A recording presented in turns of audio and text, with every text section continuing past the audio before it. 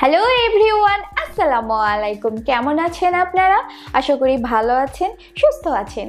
তো আবারও আমি একটি ব্র্যান্ড নিউ ভিডিও নিয়ে চলে এসেছি আপনাদের সামনে। আমি সম্প্রতি জার্মানির লুডউইগ ম্যাক্সিমিলিয়ান ইউনিভার্সিটি থেকে নিউট্রিশন ইন প্রেগন্যান্সি বিষয়ে একটি কোর্স করেছি, মানে অনলাইন কোর্স করেছি। এই বিষয়টা নিয়ে আপনারা অনেকেই আমাকে দীর্ঘদিন থেকে কমেন্ট করছিলেন, ইনবক্স করছিলেন।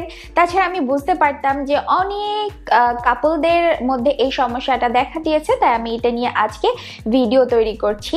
তো আজকে ভিডিওর বিষয়বস্তু হচ্ছে প্রি প্রেগন্যান্সি প্রিপারেশন, মানে প্রেগন্যান্সির আগের প্রিপারেশন। আপনারা কিভাবে প্রিপেয়ার করবেন নিজেকে, মানে ভবিষ্যতে বাবা মা হতে গেলে আপনারা কিভাবে প্রস্তুতি নেবেন। আমাদের পৃথিবী বর্তমানে ওবেসিটি নামক একটি প্যান্ডেমিকে আক্রান্ত। এই ওবেসিটির কারণে হাজার হাজার শত শত রকমের রোগ বাসা বাঁধছে আমাদের শরীরে বা মানুষের শরীরে। তেমনিভাবে যারা ভবিষ্যতে বাবা মা হতে চাচ্ছেন কিন্তু বিশেষ কোনো কারণে হয়তোবা তারা হতে পারছেন না, তারা চেষ্টা করছেন কিন্তু বাবা মা হতে পারছেন না, এর একটা কারণ কিন্তু ওবেসিটি। তো ডিটেলস বলার আগে বলবো যে যারা এখন পর্যন্ত আমার চ্যানেলটি সাবস্ক্রাইব করেনি তারা অবশ্যই আমার চ্যানেলটি সাবস্ক্রাইব করে দিবেন এবং পাশে দেওয়া বেল বাটনে ক্লিক করে দিবেন। তাহলে আমি নতুন কোনো ভিডিও আপলোড করলে নোটিফিকেশন সরাসরি আপনাদের কাছে চলে যাবে এবং আপনারা জানতে পারবেন যে আমি নতুন কোনো ভিডিও আপলোড করেছি। ফলে আপনারা আমার কোনো ভিডিও মিস করবেন না আর কি। যারা অলরেডি আমার চ্যানেলটি সাবস্ক্রাইব করে ফেলেছেন তাদের আমার পক্ষ থেকে অনেক অনেক ভালোবাসা, আর যারা এখন পর্যন্ত করেননি শুধু আমার ভিডিও দেখে যান তাদেরও অনেক অনেক ভালোবাসা। গবেষণায় দেখা গেছে যে যারা ভবিষ্যতে বাবা মা হতে চাচ্ছেন তাদের একটা বড় অংশ তাদের ডেইলি ক্যালোরি ইনটেক করেন বিভিন্ন রকমের প্রসেসড ফুড থেকে, যেমন হচ্ছে পাস্তা, পিৎজা, স্যান্ডউইচ কিংবা হচ্ছে বিভিন্ন রকমের বেভারেজ, বিভিন্ন রকমের সুগারি ফুড, সব খাবার দিয়ে তাদের ডেইলি এনার্জি রিকোয়ারমেন্টটা পূরণ হয়। ফলে দেখা যায় যে আপনারা তো ক্যালোরিটা পেয়ে যাচ্ছেন, মানে ক্যালোরিটা আপনাদের বডিতে চলে যাচ্ছে কিন্তু ঠিকভাবে আপনারা পুষ্টি পাচ্ছেন, এতে আপনাদের নিউট্রিয়েন্টগুলো ঠিকমতো পৌঁছাচ্ছে না, কারণ আপনারা সেই রকম খাবার খাচ্ছেন না, সবই আপনারা উল্টাপাল্টা টাইপের খাবার খাচ্ছেন। আর এটার ফলাফল খুবই খারাপ হয়, যার কারণে ওবেসিটি বেড়ে চলেছে, মানে আপনাদের ওজন বাড়তে বাড়তে অনেক বৃদ্ধি পেয়ে যাচ্ছে। আর যখন আপনারা বাবা মা হবেন বলে ঠিক করেন তখন দেখা যায় যে বিভিন্ন রকমের কমপ্লিকেশন দেখা দিচ্ছে। আর আপনাদের এই আনহেলদি লাইফস্টাইলের প্রভাব আপনাদের ভবিষ্যৎ বা অনাগত সন্তানের উপরও কিন্তু অনেকাংশে পড়ার সম্ভাবনা থেকে যায়। এবার আমি কিছু লাইফস্টাইল মডিফিকেশনের কথা বলবো বা আলোচনা করব আর কি আপনাদের সাথে। আপনারা চেষ্টা করবেন এগুলো মেনে চলার, যারা ভবিষ্যতে বাবা মা হতে চাচ্ছেন বা হওয়ার চিন্তা করছেন তারা। লাইফস্টাইল মডিফিকেশন নাম্বার 1, আপনারা যদি আসলেই বাবা কিংবা মা হতে চান তাহলে আগে ভাববেন যে আসলে কি আপনি বাবা কিংবা মা হতে চান। কারণ অনেক সময় দেখা যায়, মানে আমি বাংলাদেশের কথাই বলবো, যে আমাদের আত্মীয় স্বজন বা ফ্যামিলি মেম্বাররা বিয়ের পর একটা কাপলকে বিভিন্নভাবে চাপ দিতে থাকেন যে বেবি নাও এ ধরনের, মানে চাপ দিতে থাকেন আর কি। কিংবা দেখা যায় যে বিয়ের 2 বছর 3 বছর পার হয়ে গেছে, তারা তো আরও চেপে ধরে বাচ্চা নাও না কেন। আমি বলবো যে আপনারা সেসব কথাই কান দিবেন না। আপনারা আগে দেখবেন যে আপনি নিজে কি মা হতে চান বা নিজে কি বাবা হতে চান। আগে নিজের ব্যাপারটা ভাববেন যে আমি নিজ থেকে, মানে মন থেকে কি মা হতে চাচ্ছি বা বাবা হতে চাচ্ছি।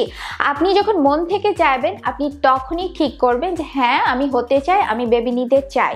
কিংবা বাচ্চা হবার পর আপনি কি বাচ্চাটাকে সঠিকভাবে লালন পালন করার মেন্টালিটি আপনার আছে, এগুলো কিন্তু আগেই ভেবে নেবেন। কারণ অনেক সময় দেখা যায় যে আপনার বাচ্চা লালন পালন করার মেন্টালিটি নাই, কিন্তু কোনো কারণে বা জোরবশত হয়তো আপনার বেবি হয়ে গেল। একদিকে বাচ্চা যেমন কষ্ট পায়, আরেকদিকে কিন্তু বাবা মাও কষ্ট পায়।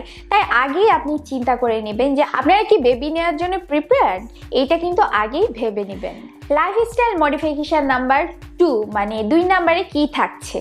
আপনারা যখন মেন্টালি প্রিপেয়ার্ড হবেন যে আমরা বেবি নিতে চাই, তখন মানে বেবি নেওয়ার আগে আপনারা একজন ডক্টরের আন্ডারে থাকবেন এবং তার পরামর্শ অনুযায়ী চলবেন। কারণ দেখা গেছে যে আপনারা বেবি নেওয়ার আগে থেকে যদি একজন ডক্টরের আন্ডারে থাকেন তাহলে অনেক রকমের কমপ্লিকেশন আগে থেকেই ধরা পড়ে, যার ফলে ভবিষ্যতে বাচ্চার উপর কিন্তু তেমন প্রভাব পড়ে না বা অনেক সমস্যা থেকে আগেই মানে বাঁচা যায় যাকে বলে। লাইফস্টাইল মডিফিকেশন নাম্বার 3, এনটিডি বা নিউরাল টিউব ডিফেক্ট খুব কমন একটা সমস্যা, মানে বর্তমান প্রেগনেন্সিতে খুবই কমন একটি সমস্যা। এক প্রকার ভিটামিন বি এর অভাবে এই প্রবলেমটা হয়, যা আমরা ফলিক অ্যাসিড থেকে পেয়ে থাকি।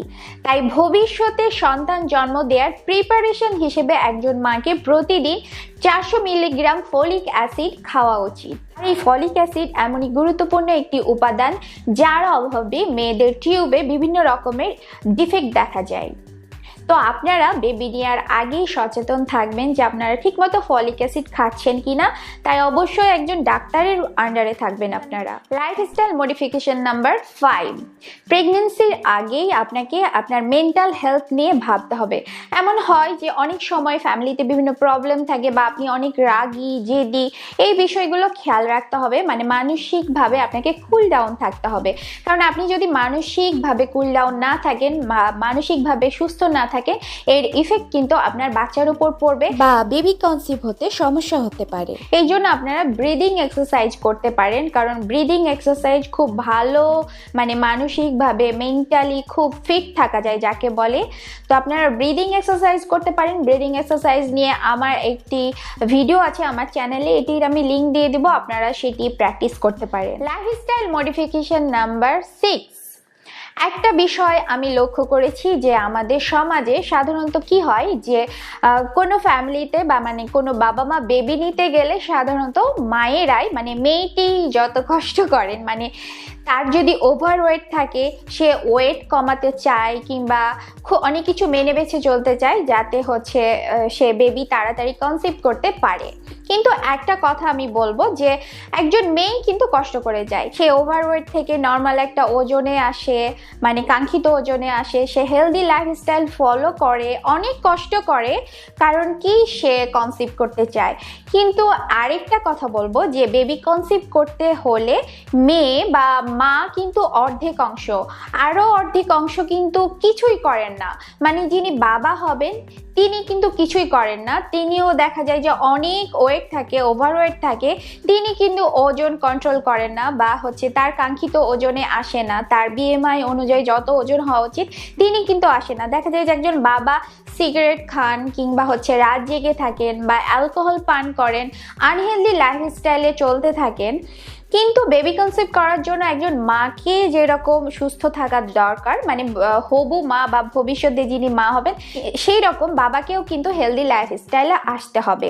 মানে একজন মা যেমন নিয়মতান্ত্রিকভাবে অতিরিক্ত ওজনটা কমিয়ে নিয়ে আসছেন, হেলদি লাইফস্টাইলে চলছেন, বাবাকেও ঠিক একইভাবে করতে হবে। কারণ হেলদি লাইফস্টাইলের কারণে যেমন একজন মেয়ের এগ, মানে যেটার মাধ্যমে বেবি হয়, এগ যেমন হেলদি থাকে, তেমন আনহেলদি লাইফস্টাইলের কারণে কিন্তু ছেলের পক্ষ থেকে যে স্পার্ম আসে সেটা কিন্তু আনহেলদি যদি থেকে যায় তাহলে কিন্তু ভালো কিছু হয় না। বাবা এবং মায়ের উভয়ের অবদানে কিন্তু একটি বাচ্চা হয়।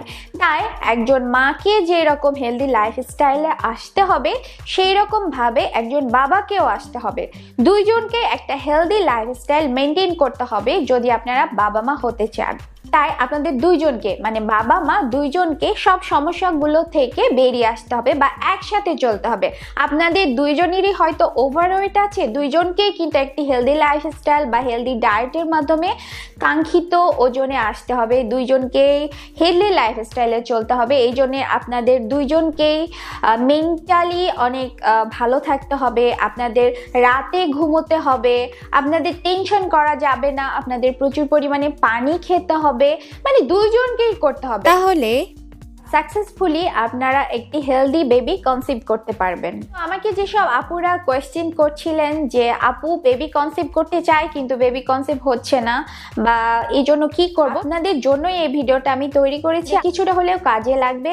আর আপনারা অনেকেই চাচ্ছিলেন প্রেগনেন্সি ডায়েট চাচ্ছিলেন, আমি এটা নিয়েও কাজ করছি।